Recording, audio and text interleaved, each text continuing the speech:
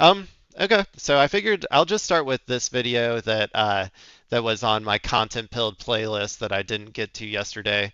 Uh, this is I'm assuming they're talking about I watched some clips from the Takaichi like press conference or whatever. Honestly, I don't um she's a little freak. She's a little right-wing freak from Japan.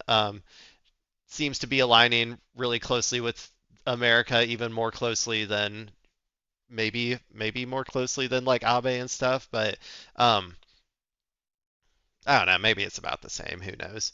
Uh it's weird these fascist movements in like other countries or these right-wing movements, I guess. Maybe I don't know if I would call their like this political party fascist necessarily, but the right-wing movements they always tend to uh they always tend to like instead of being like very jingoistic in terms of their own country, they're very jingoistic in terms of America, which is very interesting to me because it's like if you're going to be fascist, your whole thing is supposed to be like nationalism for you, but it's like they're trying to get some like global fascist movement all like, bankrolled and supported and propped up by America.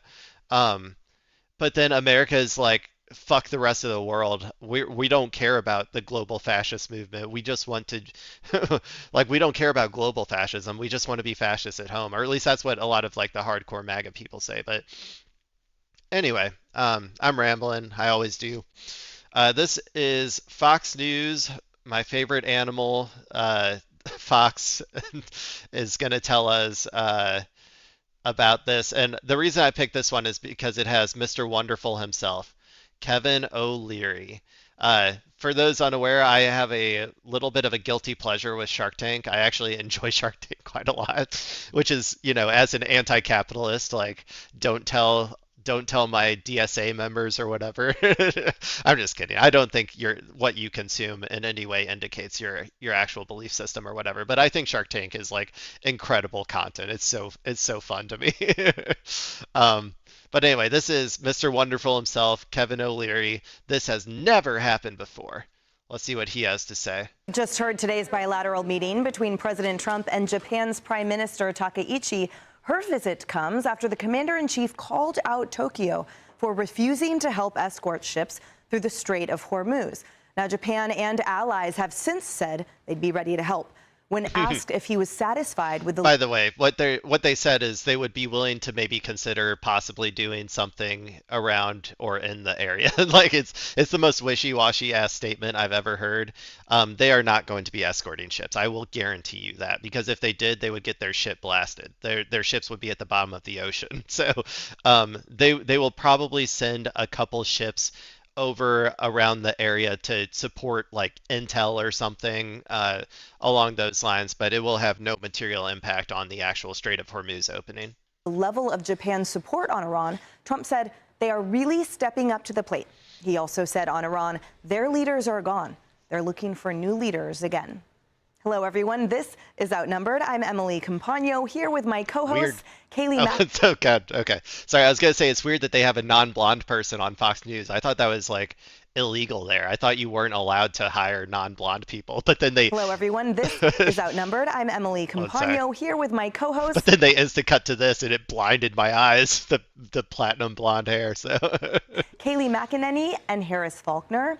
And also joining us today, Kennedy, host of the Kennedy Saves the World podcast, and Kevin O'Leary. I've grown to despise anyone who wears glasses, like the insane glasses frames, and it's no fault of most of the people who do it. Like, I'm sure there's plenty of nice people who do it, but Kirsten Cinema literally fucked it for me. Like, I cannot look at these, like, anyone who wears glasses like this and think that they're anything but, like, I don't know, like a lying, like, like someone you can't take seriously or whatever, like a lying sack of shit basically. So that's what I see every time I see these types of glasses now. I see a lying sack of shit. So I'm sorry, this lady.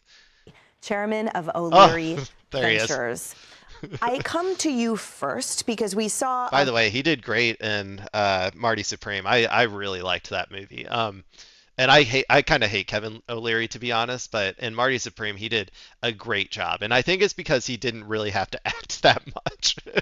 A lot going on there, including, I think, a quip that was heard around the world when there was a question by a Japanese reporter that said essentially, why, President Trump, did you not give more notice to Iran before the strikes? With him responding, you didn't give us notice before Pearl Harbor. It was interesting, however, when he talked about the investment the United States has made in Japan, 45,000 troops there currently. He said a lot of money that we've invested, sort of underscoring the depths and the history of the relationship, notwithstanding Pearl Harbor. Yes, I would say. Well, okay. It, I've said before, this is just, it's not like we don't do this out of the goodness of our heart. Like putting troops on their ground and stuff. It's to impose imperial dominance on the region. It's to counterbalance China primarily. Um, so this isn't some like, I don't know, like one-way street. It's the same with like NATO. He thinks that like, oh, we like engage in NATO as like, and we prop it up and it's all like we're doing all the work or whatever, but it's a two-way street. Like they give us diplomatic support, they become vassalized to us, and therefore we can use that vassalization for like political, opportunities such as, for instance, defending Israel at the UN. So there's plenty of other things, obviously, but that's just like one that comes to mind. But anyway. Depths and the history of the relationship, notwithstanding Pearl Harbor. What a Yes, surprise. I would say regarding these open venue, watch the sausage being made, White House meetings with world leaders. This is not the first time this has happened. And some people hate them, some people love them, but you're seeing policy being made right there. And it's very transparent. It's a little disturbing when you get comments like that reach so far back into history. However, end of story on policy. Here are the numbers. I'm a numbers guy, and I'm outnumbered, so let's deal with some numbers. About 70% of the oil that services the Japanese economy is one way or another affected by this Strait of Hormuz. And so, True. I mean, let's put it on the table. They're going to have to come there and provide some kind of support. I don't know what are the they gonna price do? is going to be. I'm guessing when I say this, but I think I'm right. I've said already also, if America can't open the strait, then neither can they. Like, nobody's going to be able to open the strait without a negotiated settlement with Iran. That's like just reality. If you're going to guarantee insurance for every ship, and remember, the strait has its narrowest part 2 miles wide. That's where the action happens when there's attacks and all that. And for the last 10 years, every 9 months, the Houthis or another proxy of Iran would go blow Well, the Houthis, we lost to them as well. We weren't able to secure the Red Sea. We tucked tail and ran home. So just something up, another keep the example. insurance rates high. This whole thing is about stabilizing that, because you don't have that problem with the Panama Canal or any other. The Suez Canal, that's already been done. The world has figured that out. We haven't figured this one out. I call it $4 billion a month to keep this thing insured and properly monitored and safe. Who's going to pay? That's a stupid. Now, NATO. That's a stupid analysis. What good is $4 billion a month in insurance if Iran just blows the shit out of the ships that go through it? Like, that's pointless. Unless we are talking about actually, not like, if we're talking about actually securing Iran from even having the capability to blow up that strait, maybe that's like maybe saying after that, but like I personally think that's impossible without a full occupation. So unless we go through a full occupation, I don't really, this is make-believe world. And I like to live in make-believe world too sometimes, but I don't know. I just think it's silly to think about Is a that. Western phenomenon built after the Second World War to keep the Sorry, he's talking about NATO, so I'm going to go back real quick. monitored and safe. Who's going to pay? Now, NATO is a Western phenomenon built after the Second World War to keep the communists at the time from encroaching further west. They're not really grooving on the Middle that's East true. that much. But now, Germany particularly has to start thinking about it. And I think what this administration is calling out, saying if it's $4 billion, let's say it was $4 billion, everybody has to step on a prorated basis. Even China. Can you imagine our adversary?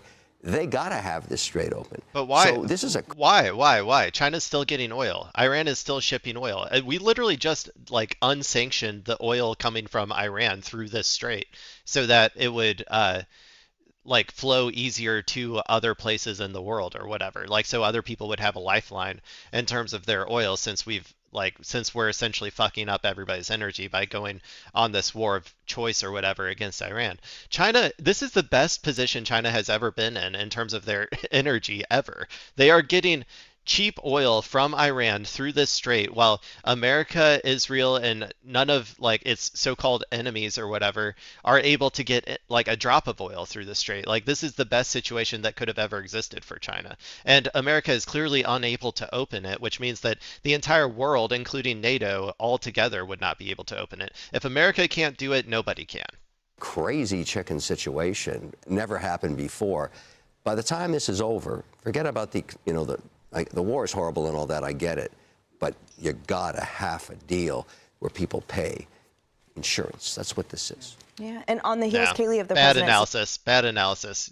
He's only looking at it from a money perspective, which I get. He's not a geopolitical analyst or whatever, so he doesn't understand the actual like war considerations of like nobody's going to want to go through that strait if ships are getting blown up at the instant they try. Like, but yeah, that's silly. Also, they still have the option of mining it. They haven't done it yet, but they still have the option of just mining it if they want to.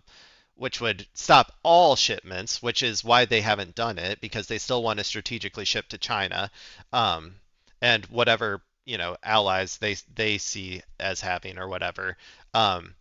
But they still have that option as well, which they could do if they want to just, essentially make it an unusable strait for like the next decade or so. suspending the Jones Act temporarily, with all eyes on the Strait of Hormuz and the continued efficacy of it. That's right.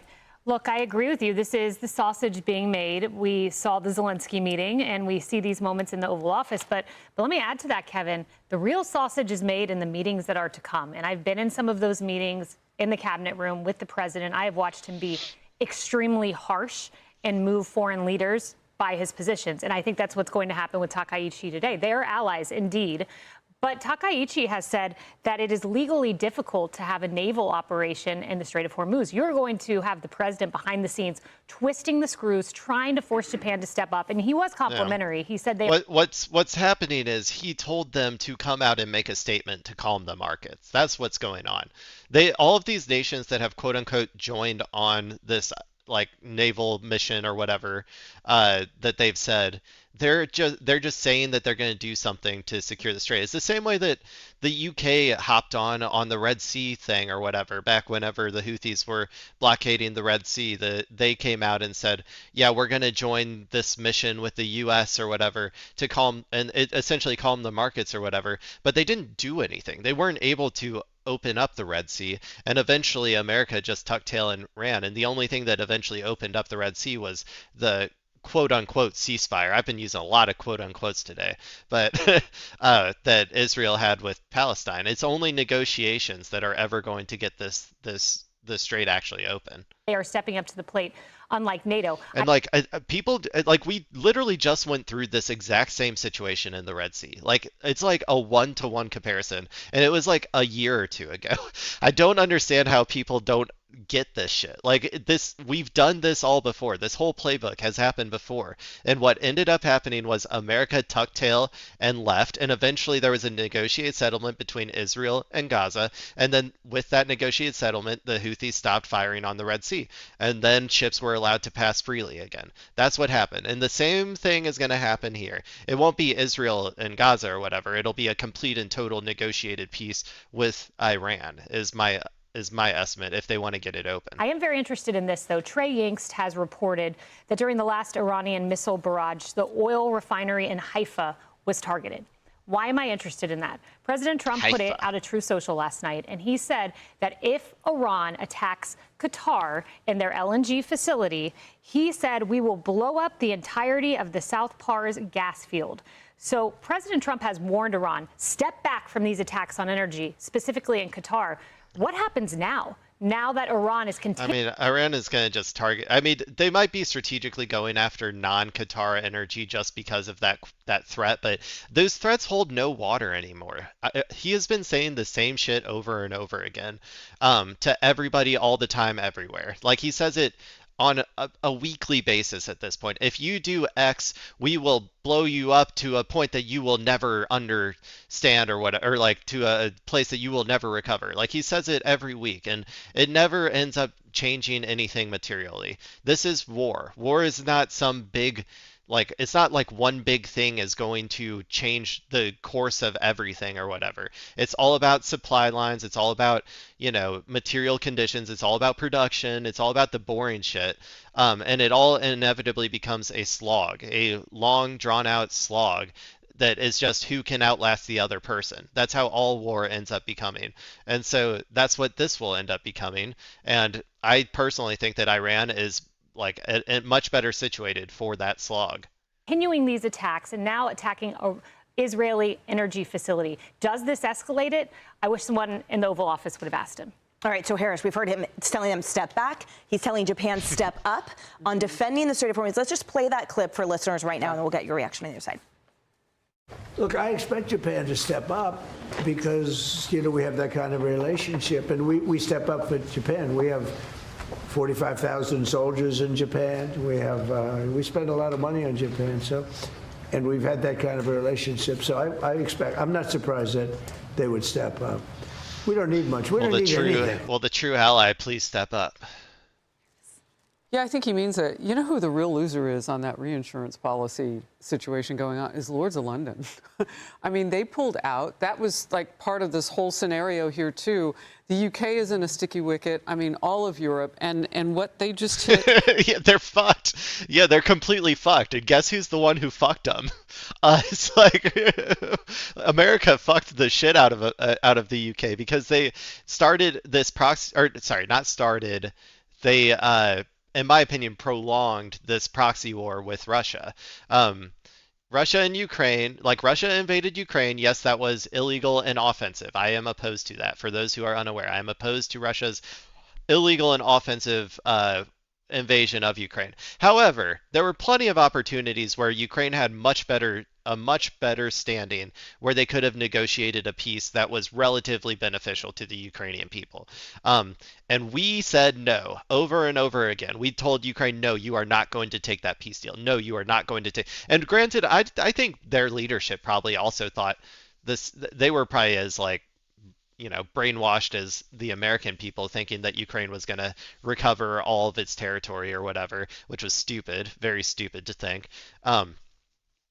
But anyway, so that led to sanctions on Russia, the global sanctions campaign on Russia that Biden successfully got the entire world to agree to, and nobody started consuming Russia, or nobody has been consuming Russia oil, which primarily was terrible for EU because all of their energy prices are now like sky high, which means all of their products that they create, their prices are sky high, which means everybody's going to China to buy the same products for a lot cheaper now instead of going to the EU. So yeah, we completely fucked them in terms of energy and then forced them to depend on our energy. And now we're fucking up their entire lifeline, which was the Strait of Hormuz and the Middle East Gulf countries for energy. And it's like, yeah, we just keep fucking with the EU. We just say, keep taking it, bitch. Keep taking it, bitch. And then they're like, yes, dear sir, we will keep taking it. Can we please have some more? Like, that's how, because they're just vassalized little, I don't know, vassalized little cretins over there. They need to, dude, I'd said before, they just need to, as a bloc, say, we're done. Or China, please, we need a counterbalance. Please, China. The Bazan facility that Kayleigh was just talking about is the main refinery in Israel and supplies more than half of the country's diesel, gasoline, and kerosene. Oh, no. So I don't know how we got to the point where they're going. I spilled some coffee on my shorts. Luckily, my shorts are coffee colored, so I think it shouldn't be that big of a deal, but sorry about that. Sorry for all the, maybe I'll cut this part from the actual VOD, who knows. Facility that Kayleigh was just talking about is the main refinery in Israel and supplies more than half of the country's diesel, gasoline, and kerosene. So I don't know how we got to the point where they're going back and forth with energy. Trump said cut it out. Does he then ratchet this up and hit what he said he was going to hit? And that makes it very expensive to sustain the oil infrastructure once this whole thing is over, which is what President Trump was trying to avoid. he didn't want to leave them worse off as the Iranian people because of what we have done. I did think it was important, and, you know, as we were watching at the beginning of this, the handshake, she reached out. There was certainly some diplomacy and gamemanship on her wanting to first talk in English, and the president offered, we have an interpreter, don't be shy about using that, you know, he's a good guy, that sort of thing. And then, but she was very meticulous about one line, interpret. You know, sometimes we'll sit for a bit. She wanted her words to be loud and clear, and here's what she started with. I brought some specific proposals to calm down the oil markets. I come back to Kevin. What could that be other than helping to secure the Strait of Hormuz? It's nothing. It's not, like, to calm. It's what I just said earlier. They are calming the oil markets by like claiming that they're going to go do something in the Red Sea. But it's not gonna happen, dude.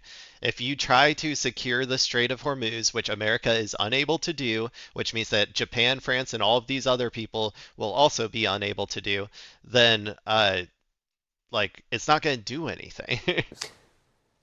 She doesn't have to send ships. She has no oil, so she can't flood the market and drop the price down. They have zero oil. So I think what she's saying maybe, and I hope this is what it's going to be, because there'll be, as you suggested earlier, in a back room, I will give X billion per month on my prorated amount to keep this insurance of the strait being open. And you will provide me with the technology to do that, and we'll rent it from you each month.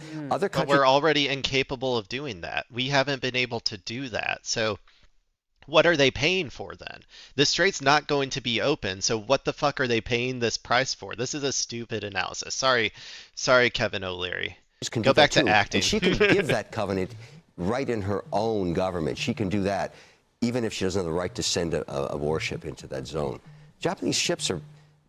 We already have the technology in that region right now. You just got to pay for it. Mm-hmm. Kennedy, you've been asking such great questions this entire time, and with your economic and geopolitical... I'm like, what the fuck is this $200 billion for then? Like, we're spending $200 billion, or we're requesting an extra $200 billion for this, and we haven't secured it already after spending however ungodly amounts of $1 billion that we already have. So, like, the only thing that will secure it is a ground invasion and full occupation. That's literally the only thing. Unless we're willing to do that, then it's not going to be secured. I'm sorry. Mind.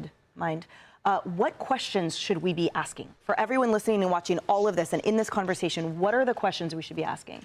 What does this do for nuclear reactors coming online? Because the ramifications long term and the disturbance it looks like Iran is trying to put in place will be the kind that, you know, their former allies and people who rely on oil from the Middle East will be feeling for years. And that's they're literally going scorched earth. And, you know, they are goading the U.S. and our allies into bombing their oil fields, which is going to totally disrupt the global oil market. And that is what they are intentionally doing. So I look at that and I think, OK, well, how does the world respond? Because places like Germany. They're not going scorched earth. They are they're being very careful in their strategic, like, escalation or whatever. They are saving lots of cards for the future. They still have plenty of cards to play. So they are definitely not going scorched earth. And a lot of countries in Western Europe have taken their nuclear reactors offline. And, you know, for those of us who have gone, well, this is cheap and abundant energy, we've known that was a foolish decision for a long time. So right. I think this is going to have a direct impact on the kind of energy policy that actually works. And it's not just going to be windmills and solar and all sorts of imaginary. Hey, I bet they're wishing right now. I bet France, UK, the EU as a whole block is wishing that they had a lot more solar energy right about now. Also, another example that you can look at is Cuba. Cuba has been blockaded from oil for a period of time, and they might be getting more in the future from Mexico. That's a little, Scheinbaum let out something, but the only reason that they got their energy grid back up is because they have solar panels, and they're buying more and more solar panels to, like, basically decouple their energy grid from needing oil at all.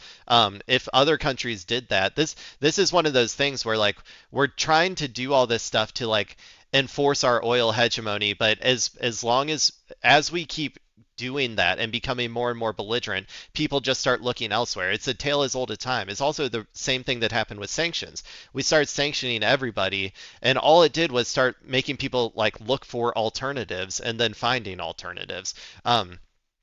There's no way to belligerently force everybody to do everything you want all of the time. You have because people will find alternatives. If you want to keep people in the ball game, like playing ball with you, you have to offer things to them like as well. You have to offer material things to them to get them to continue playing ball. And so yeah, this I don't know. This is just a little they still seem I don't know why she's talking about like windmills or solar energy as if it's some like quackery or something in this situation. If they had uh moved more towards that faster, then they would be in a much better situation with much cheaper energy right now. It's like the exact opposite of what they're saying. Very theoretical farms that don't power economies and continents. And Q 3 Mile Island, right? Fox went there exclusively. That's exactly why you take a look at a facility like that and some of the others that were offline due to the pressure of we're going to spend all the government's money on wind projects and solar projects.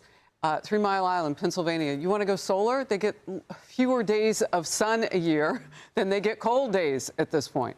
I mean, that's not going to work. And so that's why you see that put back with nuclear. Well, that's kind of true to some extent. The UK, at least, is one of the most like overcast places on Earth. So maybe they might have had trouble with solar panels. I don't know. I still think that there's plenty of energy coming from our, these people love nuclear energy. I have news for you.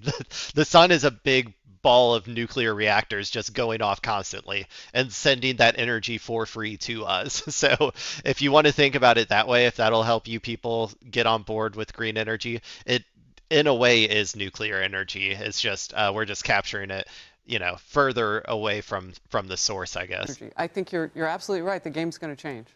Hey everyone, I think the game will change. I think. Sorry about that.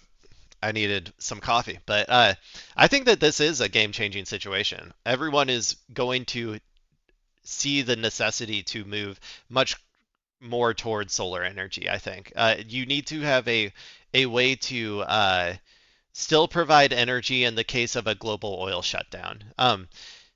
And because especially if America does become like controlling like 90% of the oil going to the rest of the world or whatever, and America becomes more and more belligerent and fascist, like you need a way to defend against that, and the only way to do that is to find alternative sources of energy. So this will just accelerate it, and I'm here for it. There's always a counterbalance to every evil thing we do has, a silver lining. It really does. And that's one of them. This will accelerate the move towards green energy. So